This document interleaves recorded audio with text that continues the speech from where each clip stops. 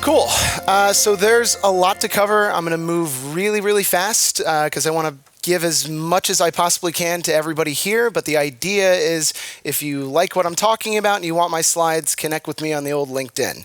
You might be able to tell by my accent, I'm not from around here. I'm from Washington, D.C., but I live in Copenhagen. I've been in the startup scene and working on all things marketing for the last 12 years. I consider myself a mentor, startup junkie, technical marketer, and growth hacker. Do a ton of public speaking, and the idea is that I like having lots of projects. So one of my first ones within Copenhagen is architecture quote. So basically, I'm doing deal flow for architects. I started Klint Marketing about the same time because why not fill up your fucking schedule with more work? So that's been fun. Got fired 2 weeks ago from Valuer.ai because I had too many projects. I also do TaylorRyan.io. I do a lot of public speaking. And as we were talking just moments ago, I teach a 2-day masterclass. So that was yesterday and the day before, basically teaching on my feet for 8 hours on end. I dig this stuff, right? So I work 7 days a week. As you might be able to tell, I got a lot going on. I totally love this stuff, and you might be able to see why. Fun fact, my first time going to Copenhagen, I got on the train going the wrong way. Didn't figure that out until about half an hour later, and the lady checking the tickets comes over, and she's like, where are you supposed to be? I show my ticket, and she goes, oh, honey, you're in Sweden. And the entire train car erupts in laughter, like, look at the idiot. And I'm like, thanks, guys. So that was a fun start. So my goal for today is to provide value. I want to give you guys enough stuff that you can immediately run with it and try it on your own. I'm going to hit a ton of tools. If you want the slides, just ask me.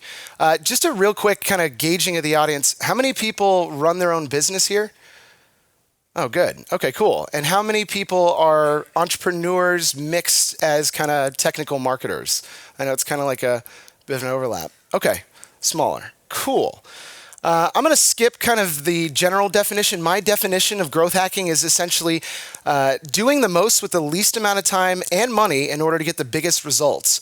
Everything that I'm showing you is super cheap. You don't have to spend a lot of money. The idea is, especially if you're growth hacking within startups, you can't really have the big budgets that a lot of the other players do. So I always say that growth hacking is doing the work. The idea is that if your car breaks down and you bring it to 2 different types of mechanics, one has read every book for the last 5 years about fixing your particular car, and the other one has actually fixed every single little piece of equipment. I'm not a car guy. Every little piece of machinery inside of that car. Who do you want to have fix your car? I want the guy that has dirt underneath his fingernails or her fingernails. The idea is I'm trying to get people to actually do the work because that's where the real learning's at. The idea is I always look at marketing as a bunch of loosely connected systems. The idea is that if you can do one part of the system really well, you can start applying it to all the others. I love teaching this stuff, and the idea is get good at one thing first, and then you'd be surprised how well you can apply it. A lot of the stuff that I'm going to go in today is kind of around this concept of Pareto principle. It's the 80-20 rule. The idea is that 20% of your blog post or your content are going to drive 80% of your traffic. It's certainly true of every company that I've stepped into, and there's a lot of different ways to kind of look at hacking that, and I'm going to bounce around in slides, so hopefully you won't get vertigo. So one of the things, this is Ron Swanson, and there's a great little quote from this guy. It's basically never half-ass 2 things, whole-ass 1 thing. And I'm going to show you what I mean by that. So this is a screen grab from Dollar Shave Club. Dollar Shave Club got bought out for $3 billion, that's with a B, not million, $1 billion in a matter of about 3 years to Gillette. All they're doing is basically sending razors to people. And the concept was really simple. They had one piece of content that put them in a viral kind of loop, and then eventually people started figuring out who they were. Every business should have kind of that big piece of content that works. So I wanted to show a couple of different examples of that. So this is When I Work. So again, I told you I'd be bouncing around. So this was a blog post from When I Work. They were a competitor of mine when I was running basically the head of optimization and SEO over at a company called Planday out in Copenhagen. So it's just a really, really, really long post about different team building games, like really long. But the idea was they captured so many keywords with this long piece of content. And by the way, if you take a look at the amount of views on a single post, that honestly, it's not really that earth-shattering, but that is 3.7 million unique visitors on a single post. Now, for the entire year that I was over at Planday, the best we did was 200,000 unique visitors. So the idea is something that basically was 10 times, I'm terrible at math, 10 times-ish the amount of traffic was pretty astounding. And it's true of Valuer. So I have a couple of different posts out of Valuer that have had some amazing traction. Let me show one more example. There we go. So Elon Musk doesn't need a resume. So there's this great little startup called Novo Resume out in Copenhagen. They basically sprang to life practically overnight because they took their product and applied it to a popular culture figure, Elon Musk. The dude doesn't need a resume. But the idea was pretty simple. They basically posted this resume of his and it got picked up by Time.com, major publisher. From there, Business Insider and a bunch of other major publishers. Within a very short amount of time, they boosted their domain authority so much they were capturing keywords left, right, and center. The idea is you can do this too. And I want to show a couple of different ways about how this is done and what this looks like. My version of that is a blog post called The 50 Examples of Corporations That Failed to Innovate. And I'll put that right here. Not the most earth-shattering post. It was basically like a listicle, a long list, and essentially this is driving more traffic than all of our blog posts put together, and it's also driving more traffic than any single page on our main site put together as well. It's crazy. So I want you to think about content that way, and I want to show how you can do that. So there's something called the Skyscraper Technique. Has anybody heard of this? All right, cool. So I'll do a quick recap for those that don't. The idea is this is Brian Dean from Backlinko. If you're ever looking for somebody that's going to inspire you in terms of SEO and content, Brian Dean, Backlinko. So the concept's really simple. Back in the old days of New York City, everybody wanted the tallest building in all of New York. That way you could brag about it. It meant something to be the center of the universe. And of course, it's also kind of a dick measuring contest. But the idea was, due to the confines of construction and engineering, you could only get to a certain height. So somebody decided to put a giant flagpole on top of their building. And all of a sudden, they had the tallest building in all of New York. So everybody else started doing that, and it became this thing to do. So the idea is, I'm not encouraging you to steal content, but I'm going to show you how to do it. So there's a great little tool called Ahrefs, and let me jump in. So Ahrefs is this wonderful tool that allows you to basically pull apart different websites and see what the best content is. So this is Valuer, and I'm also going to show a competitor of Valuer. So I go down to Top Content, click, and my internet's a little slow. Bear with me. Oh, no. Okay, sorry, guys. Good call. Yeah, exactly. All right, so this is the top content side of Ahrefs. So the idea is that I'm able to see, based on shares and referring domains, what the top content is of myself and any of my competitors. So if we go down the list, I can start to see, this works over there. This is a psychology principle of social proof. The idea is if you go to a new city and you're walking down the main promenade and you see tons of people in one restaurant and nobody in the other, you intuitively think, well, the one with nobody at it sucks because nobody's there. I want to go to the packed one. It's a weird thing, but we all do it. So inside of Ahrefs, they have this little thing called social power, but I think it's a little tongue-in-cheek. It really means social proof. So you're basically saying, if this works over there, it will work for me. The idea is I recreate every one of my biggest competitors' piece of content and essentially play the leapfrog game over top of them. It's taking your competitor's best player out of the game and making him play for you. So the idea is, let's say the best one in here, the 50 best startup cities in 2019. I would do 100 of the best startup cities in 2020. Or the next one would be one of the fun ones. Top 25 most badass startups in Denmark. I would say the 50 badass startups you've never heard of in Denmark. You'd be surprised how well this works. And the problem is everybody that knows how to play this game is doing it. So this is a company called CB Insights. Maybe some of you have heard of them. So they skyscraped our best piece of content. It happens. So they basically did a post that was essentially, it started with 50 products that went out of business. Where is it? Well, I can't find it. 50 products that went out of business essentially because they didn't innovate. And the idea is I'm starting to come back and steal their stuff too. You can do that yourself. You can do that with your competitors. And here's the interesting part. Do it for publishers. The idea of social proof actually works. Make the best piece of content, steal from them, don't copy and paste, make a better version of it. And I want to show you some of the techniques on how that's done. Bum, bum, bum, bum. Cool. There's a little bit of back and forth. All right. So, some of the ways that we can do this is we can start peppering in a lot more keywords. So the idea is keyword stuffing versus latent semantic indexing. The idea is that if you search for some of the main key phrases that are ranking in a particular article, scroll all the way down and look for recommended searches. Those are the things that you want to pepper in there. Because guess what Google is looking for is other phrases that are very similar to the phrase that you've searched for in the article. User intent is everything. I'm going to jump into that on the next slide. A table of contents. Anybody that has a WordPress site, there are very simple table of content plugins that essentially allow you to break up your content, which helps for answer snippets. So the whole idea is you're giving a better user experience and you're starting to capitalize a lot more on those answer snippets we just talked about. Provide examples. Examples are everything. Examples of, examples for.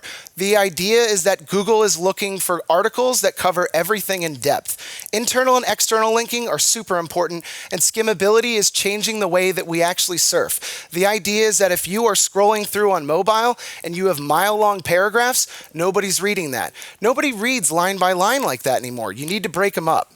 So, based on intent, I want to create content around some of the stuff that's been skyscraped.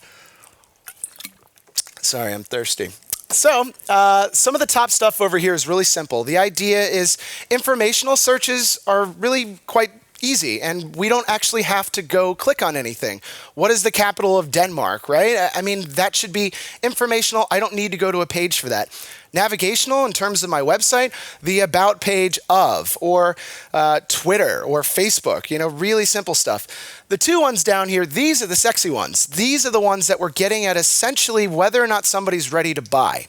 So commercial is essentially finding out about a product. So if you're doing Star Wars posters or size 12 sneakers, blue, or best drone company.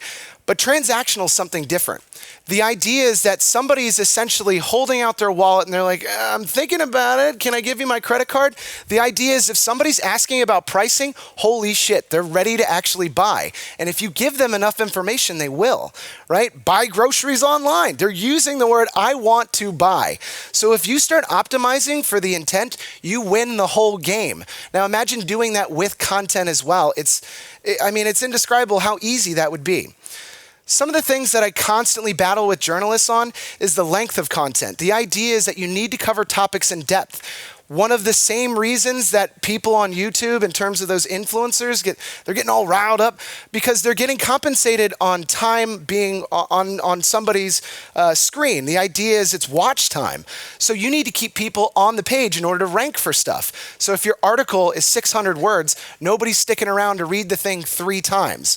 My most popular articles are all 10,000 plus words.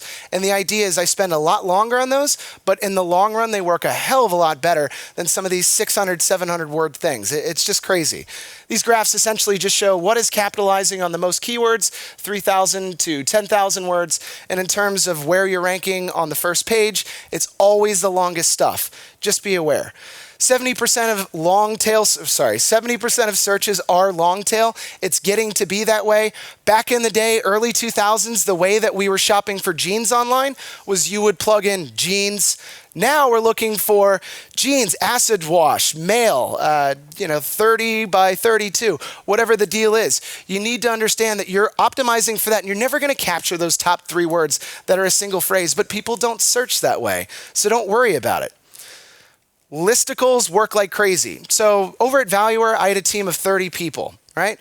Most of them were interns, and I had them researching every subject that we wanted to capitalize on and building a list about that particular topic. And it fucking worked. It was great. And it's one of those things, you can do that too. It doesn't take a major talent to be a part of that scene. It's evergreen. It gets people there. People want a summary type of article to engage with, and it's great for social media as well. I want to show a quick example of how to take essentially a keyword and use something in the way of basically it's a title generator. So when I was doing one of these talks and I was trying to demonstrate a title generator, I asked for, what are you guys selling? What's a product? Somebody yells out t-shirts. I'm like, all right, cool, let's do it. So I plug in title generator, do a Google search to find one. I got a bunch linked in here if you want my slides. But this is what the title generator spat out. 5 things nobody told you about t-shirts.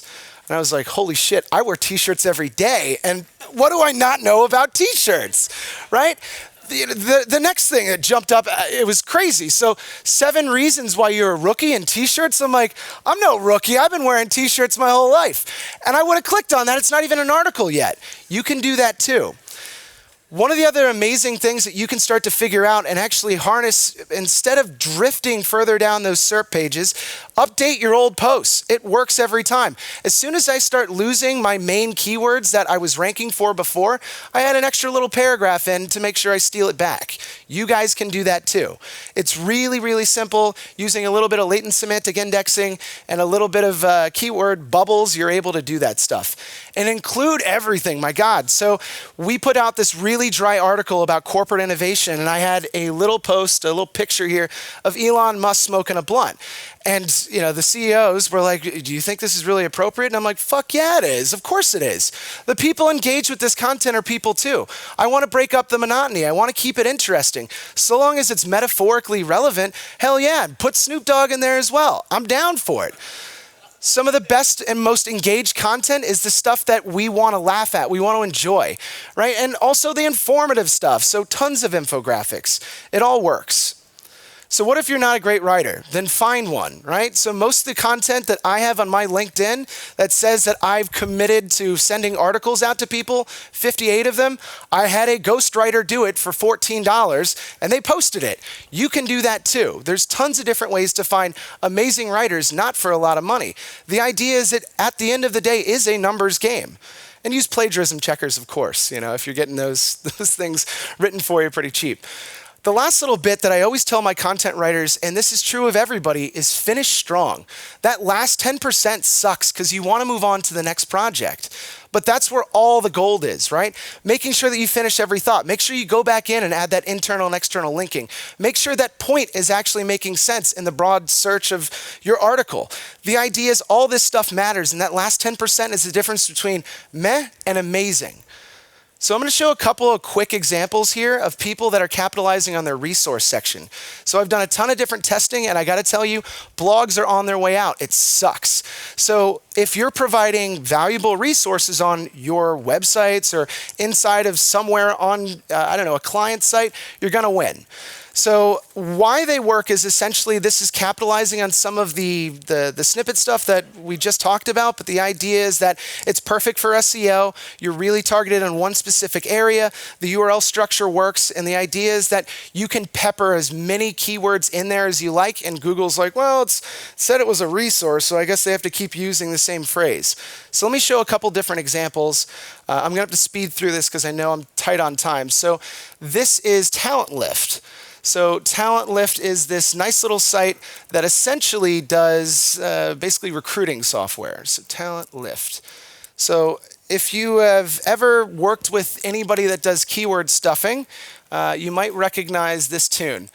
So this is their resource section. I go to job description templates, and these are essentially the highest ranking areas of their site, which is inside of their resource section.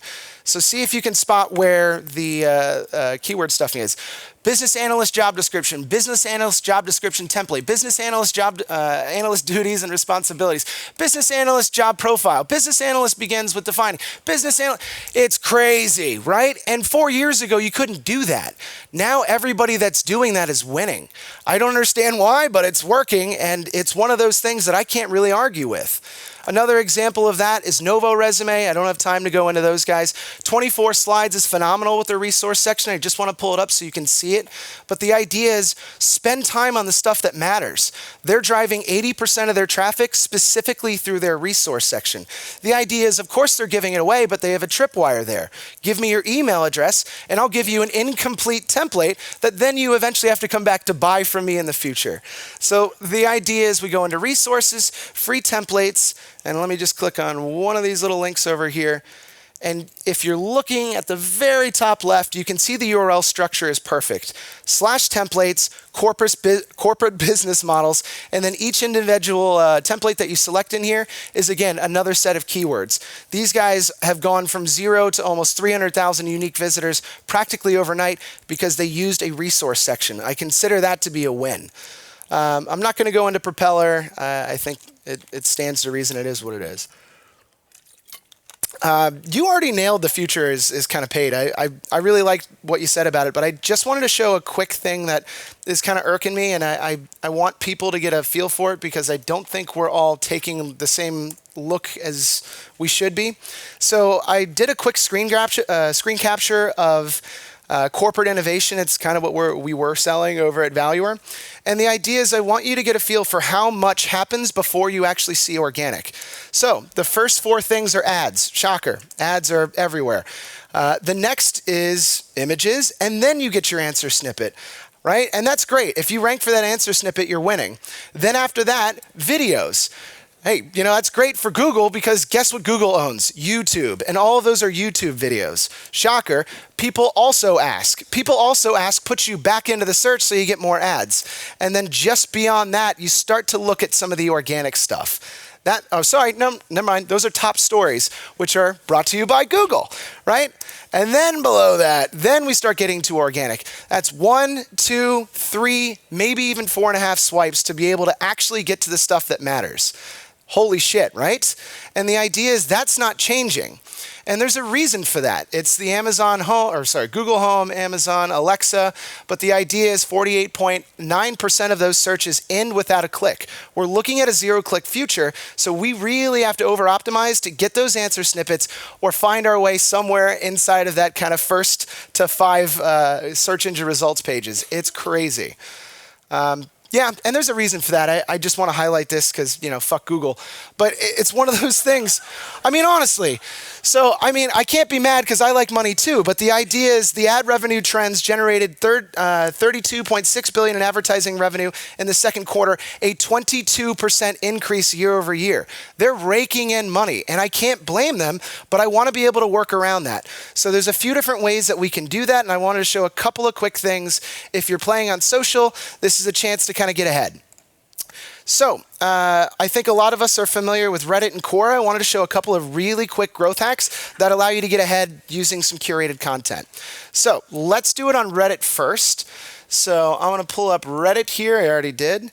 And for me, one of my key phrases I was really targeting was innovation. So I do a quick search for innovation, and then I try to change the timing or basically the timeline for the last 30 days. This is, again, using the principle of social proof. I'm able to see what is the most engaged stuff underneath the keywords that I'm trying to rank for, whether it's my industry or my type of product. And essentially, the stuff that is already ranking there, I either need to make a better version of it or outright copy it and say, hey, that is a clever meme. I'm going to stick it on my feed. And you'd be surprised how well that works. And it's something we all can do right now. Within Quora, it's a whole different ballgame. Is anybody advertising on Quora, by the way? Great. Yeah, that's like one of the most untapped great areas because people are looking for answers. So let's say I want to hack that. So I go into Quora, and I want to find the top pages for my specific keyword. And of course, 404 error. Hold on, I got 2 of these. By the way, if you want Hrefs for cheap, Google the phrase Hrefs and group by. You'd be surprised. You didn't hear it from me. So Quora, and I'm going to go into top pages. And the idea is I basically just have to do a quick search again for the key phrase that I want to find the most engagement within Quora. Really simple, really easy. Let me just do innovation. and I can either select to advertise on that specific page, or I can start answering and go to Fiverr and basically boost my answer all the way to the top. Now, I'm not saying that that's something that everybody should be doing, but I'm saying there's a way to game the system. And everybody can do this now. It costs $5 to get the first answer. Something to think about. Moving on, judging by face, people are like, what the fuck? It's all good. I want to show how to hack Facebook groups real quick because I think there's a big opportunity there as well. So the idea is that Facebook is, and it's just the same as LinkedIn in terms of the way that the groups are basically disappearing. The way that your pages are disappearing from people's news feeds. The interesting part is that they're not disappearing in terms of groups. So you're seeing groups on your news feed. So the idea is I find one of the highest, most engaged posts on something like SEO Signals Lab. I love that one. For those that are looking for a great group, join it. And I basically copy it out of there, the exact post, and then I post it into a different group. I'm hoping that nobody will recognize the difference, but the reality is it gets a ton of engagement. Then after about 10 to 20 days, and I get over 100 comments, then I bump it up and then I change the post entirely, linking to my website. And nobody's the wiser, and it totally works. This is how a lot of startups basically hack groups in order to drive traffic. Cool. People are like, this is weird. I love it.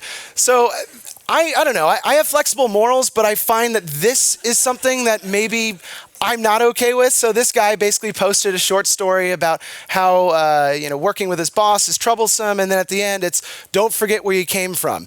So within a few days, somebody copies the exact post, posts it on their LinkedIn. A few days later after that, somebody else does it. And then, holy shit, they see that it works, so more people start copying the exact post, and it's like a folksy little story. Somebody even got smart, and they're like, all right, well, let me put my product below that post so people will actually click on my product. That kind of stuff is scummy, but I think this is even worse on the far end. They copy the exact post, and they tag the originator, hoping to piggyback on his engagement, getting 2,800 and some odd numbers of likes and engagements. The problem is when everybody's cheating, nobody's cheating. And the reality is it's really difficult to track this from any platform. So the idea is if you're really struggling to get ahead, you have options.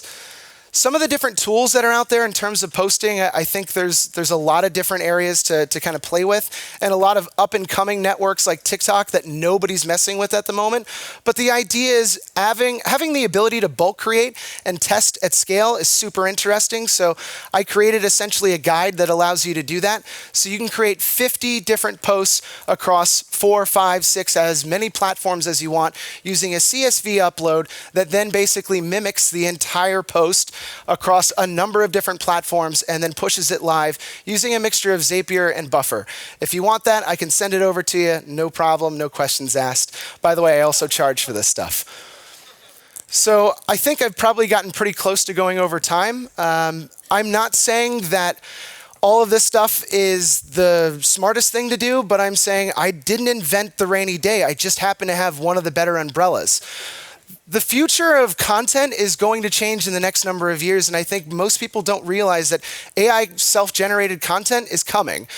So I did 2 hours over at Tech Festival and basically showed how I could create a AI-generated post using 2 key phrases and post that within the span of 5 minutes. And that's something that should make all of us uncomfortable, but the idea is that we have a little bit of time before that, so why not have some fun? That's the idea. So these are some of the projects I'm working on. I do a ton of speeches on growth hacking. You can find them on taylorryan.io. I'm happy to connect with anybody. If you want the slides and a million other growth hacks, feel free to connect with me. But I think that's it for me in terms of time.